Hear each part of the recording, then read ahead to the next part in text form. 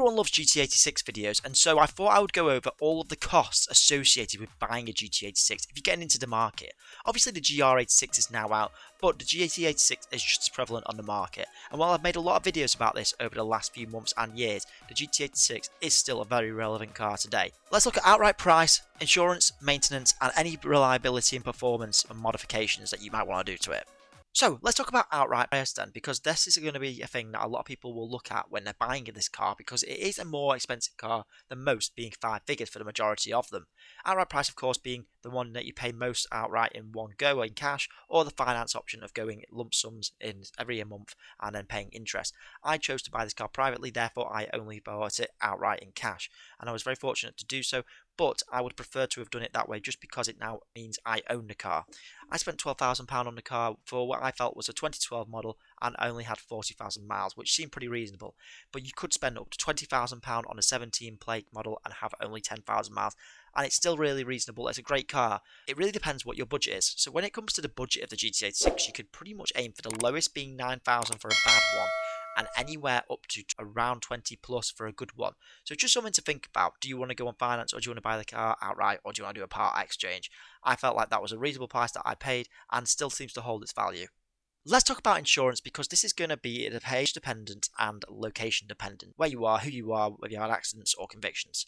Insurance, of course, on an GT86 is pretty good. Don't forget, it's only a 2 litre, so it's actually not producing too much more 200 horsepower. It's really good to know that it is fairly cheap on insurance. My first year I paid 600, and in my second year modified insurance I went to 500.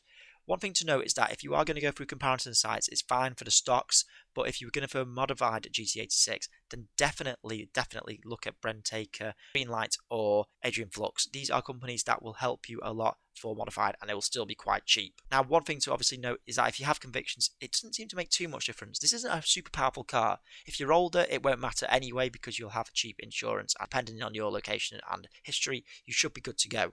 Right, so tax then. Tax can really be dependent on the age of your vehicle. So don't forget, the GT86 is made from 2012 up until about 2022, and in those times there's different tax bands that they can fall into. Now I have the 2012 GT86, and to be fair, it comes in at £280 a year, which I felt was really reasonable enough for a sports car, and I really love it. It's definitely worth for me paying it. However, your GT86 could be over the £300 mark. It could also be in the £200 mark, so just do your research on that before you buy. So maintenance of the GT86, what is it like? Well, of course, aside from the usual maintenance of any car, such as tyres, engine oil, checking your exhaust, checking whether you need a service, that is some of the main stuff that you'll have to do anyway. But specifically emphasis on the engine oil. This is something that a lot of owners have noted that has to be done regularly. At least once a year is fine, of course, but make sure you just do it once a year, whether that's to yourself or a garage. Getting oil changes is essential because the engine is, of course, a flat boxer engine, and that means it uses a bit more oil than the majority of normal engines, and of course that means pistons are going sideways as opposed to up and down. The general GT86 itself maintenance is actually pretty easy.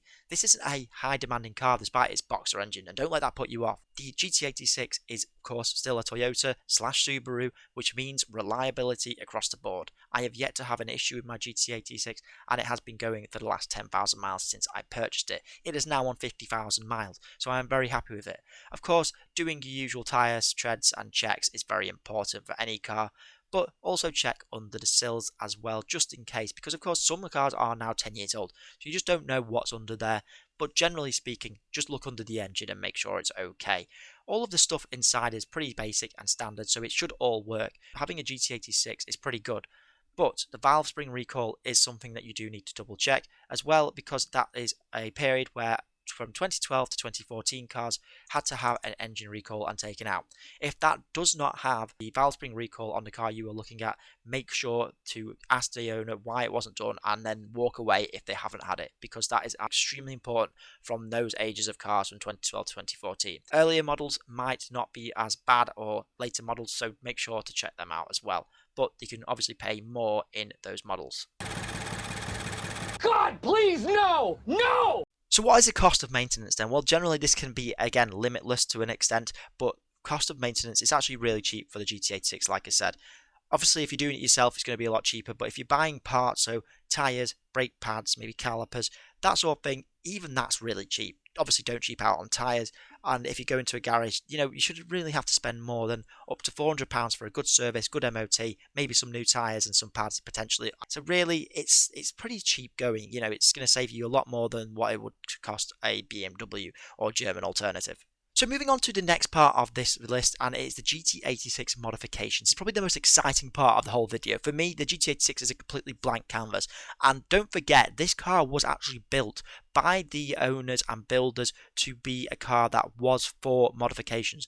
This was built with a cult idea in mind, hence called GT86. Well, in fact, this car is great for modifications. Now, you might not be into that, and that's absolutely fine. The car's great as stock anyway. Everyone knows that, and it'll handle brilliantly just as well and keep up on those B roads. But the GT86 definitely does benefit from modifications. Take Valenti lights, for example. They look really good and very, very sophisticated. Take your wheels. Once you change the wheels on a GT86, it completely changes the car. Take, for example, a body kit. If you're really brave, you could go for a wide body. An absolutely amazing look and definitely a head turner. I've heard that if you take a GT86 to Monaco, it will be a head turner over Ferraris and Bugattis. I'm genuinely not joking. These are modifications that really change the car completely for the GT86 and for the better. If you want to do subtle modifications, absolutely go for it. Change the brakes, make sure the suspension looks good. One thing I found with the GT86 is that it was very high from the off, and I'm not sure why they did that, so a lot of people tend to get them lowered. Obviously, I would always encourage getting a stock car before you buy, because then you can sort of make it your own. But you could also buy a modified one and it will still be great. I definitely can assure you that. There's a lot of modifications for this car, so check out websites such as Fence Sport in the UK, Tarmac Sports, and various other tuning companies like Tuning Developments, or where you get your exhaust. It's definitely something that will make a world of difference. I could go on about modifications and make a whole separate video about it, which I might. So modifications for the GT86 is something that you will absolutely love. In terms of the price then, I think that's really important to discuss. Pricing for modifications is kind of like limitless to the sky. So, if you wanted some basic springs, definitely look from £100 roughly. If you want coilovers, it's going to be around 600, but you can't put a price on modifications without knowing what you're going to do. Have you found the cost of the GT86 somewhat relevant and useful to you? If you're considering buying or already have one and just needed to double check on some costs and parts or some information on where to buy, it's definitely always useful to have, and I think having a good community around the GT86 is absolutely key to its owners and the car. Don't forget to subscribe if you like car content.